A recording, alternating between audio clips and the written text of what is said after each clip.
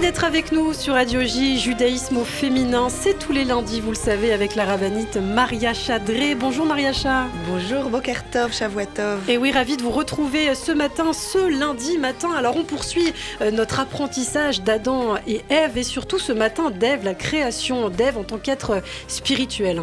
Oui, c'est ça. Effectivement, quand on regarde un petit peu le texte de la Bible, de la Torah, on découvre que quand Dieu crée l'être féminin, crée celle qui s'appellera un peu plus tard Ève, eh bien, il la crée avec des caractéristiques, des particularités qui ne sont pas forcément auprès d'Adam. Alors, on va tout de suite découvrir justement que la femme a un monde émotionnel intérieur très très profond, qu'elle est en lien avec son monde intérieur et que ça va créer chez elle un appétit vers tout ce qui est spirituel. Alors, où voit-on ça dans le texte biblique ?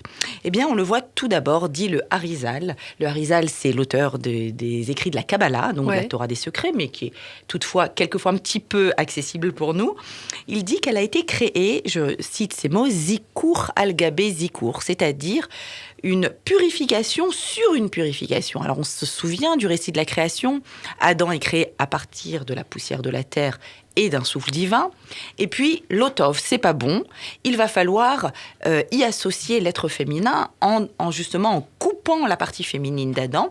Mais cette partie, une fois qu'elle est dissociée de la totalité d'Adam, eh bien, elle va encore être remodelée, si je peux m'exprimer ainsi, par Dieu. Vaïven, il a construit, il a encore fait quelque chose.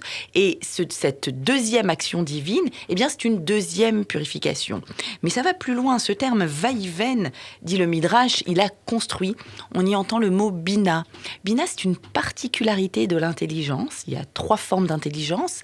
Eh bien, la bina, c'est cette intuition en plus, c'est cette capacité à aller à approfondir, à découvrir des éléments que l'on peut déduire les uns des autres. C'est vraiment une intuition. Ouais. C'est un petit peu ce qu'on appelle aussi l'intuition féminine, je pense, en français.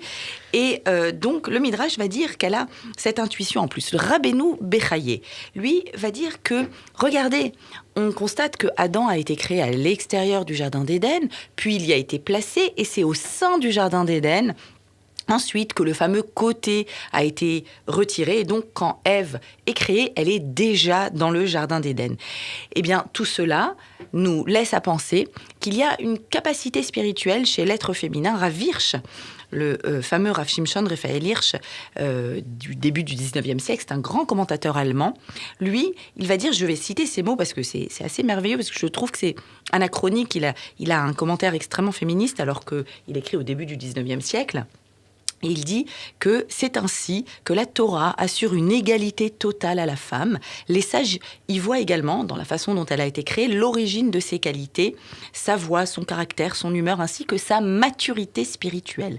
Alors pourquoi une telle maturité spirituelle ? Pourquoi un tel lien avec les mondes spirituels ? Eh bien, c'est justement parce elle va avoir un rôle très important dans la création du monde. Il va falloir qu'elle fasse pénétrer toutes ces auteurs spirituels dans la matérialité sur Terre, non pas pour se déconnecter de la Terre, mais au contraire pour pouvoir créer ce trait d'union entre le ciel et la Terre. Le féminin profondément lié donc à la spiritualité. Merci beaucoup Maria Chadré, Judaïsme au féminin, une chronique à retrouver tous les lundis matins à 7h10 sur Radio J, également en podcast sur notre site internet radioj.fr et en vidéo sur notre chaîne YouTube. À la semaine prochaine Maria Cha. Au revoir.